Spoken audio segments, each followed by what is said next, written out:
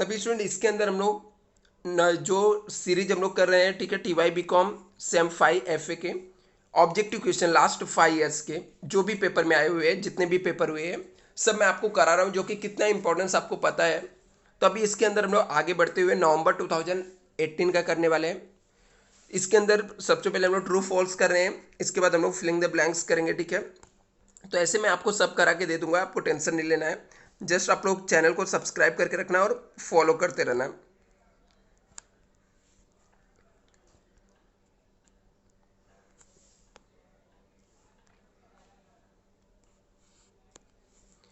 लिखा है डेप्ट equity ratio after buy back should not be maintain up to, एक मिनट यहाँ पे साइड में था। लिखा डेप्ट equity ratio after buy back of shares should maintain up to 2:1 as per legal requirement. बोलता है कि डेप्ट इक्विटी रेशियो हम लोग को 2:1 मेंटेन करना पड़ता है। तो ये क्या स्टेटमेंट ट्रू है। नेक्स्ट यहाँ पे लिखा है reduction in liabilities is debited to capital reduction account. बोलता है यदि लाइबिलिटीज से हमारा क्या होता है, रिडक्शन होता है, कम होता है, तो हम लोग को डेबिट करना पड़ेगा कैपिटल रिडक्शन अकाउंट। ये स्टेटमेंट क्या है, फॉल्स है। आगे लिखा है investment accounting is gone AS13। ये स्टेटमेंट ट्रू है, इन्वेस्टमेंट अकाउंटिंग AS13 के अंदर ही आता है। In the personal investment accounting dividend receive on shares of pre incorporation period acquisition period is treated as a revenue gain. बोलता है कि पर्सनल इन्वेस्टमेंट AS13 के अंदर जब इन्वेस्टमेंट अकाउंटिंग करते हैं तो डिविडेंड की डेट के पहले के जो शेयर्स हम लोग खरीद के रखे रहते हैं उसके ऊपर जो डिविडेंड मिलता है उसको हम लोग रिवेन्यू गेन मानते हैं। नहीं, फॉल्स है। उसको हम लोग कॉस्ट के अंदर क्या करते हैं, स्टूडेंट एडजस्ट करते हैं। नेक्स्ट यहाँ पे देखते हैं goodwill the classified as a fix assets under act. मतलब गुडविल को हम लोग क्लासिफाइड करते हैं as a fix assets under the company act. Company act के अंदर गुडविल को फिक्स असेट्स हम लोग मानते हैं। बिल्कुल राइट है, ट्रू है, इंटेंजिबल असेट्स होता है। As per CSR policy is mandatory for certain company to spend 5% on average profit net profit 3 years 3 immediate preceding financial है। बोलता कोई भी कंपनी को उसका 5% एवरेज प्रॉफिट को स्पेंड करना पड़ता है। फॉल्स है। नेक्स्ट यहाँ पे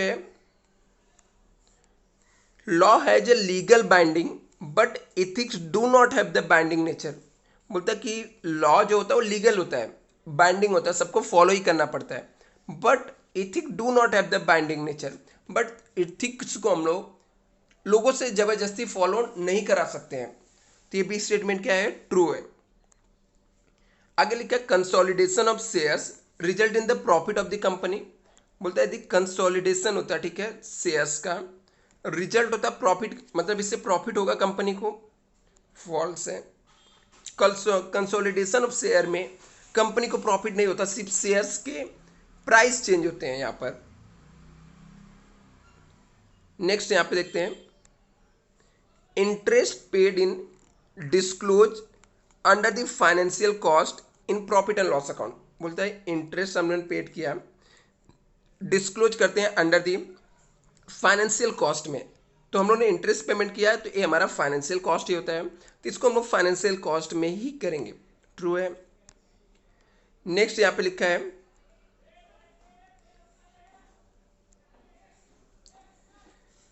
यहां पर for a company dividend is paid is an expenses. बोलता है कंपनी के जो डिविडेंड हम लोग पेड करते हैं वो एक्सपेंस है। फॉल्स है यहां पर। Capital reduction is the require court sanction. बोलता है कैपिटल रिडक्शन के लिए हम लोग को कोर्ट से सैंक्शन मंजूरी चाहिए रहता है। ये स्टेटमेंट क्या है, ट्रू है। Next public deposit is the secure loan. बोलता है पब्लिक डिपॉजिट जो रहता है वो सिक्योर लोन रहता है। ए बी स्टेटमेंट क्या है, फॉल्स है, क्योंकि पब्लिक डिपॉजिट अनसिक्योर लोन होता है। तो स्टूडेंट यहां पर हम लोग ने बहुत सारे ट्रू फॉल्स के क्वेश्चन कर लिए। अभी नेक्स्ट वीडियो में हम लोग जो इसके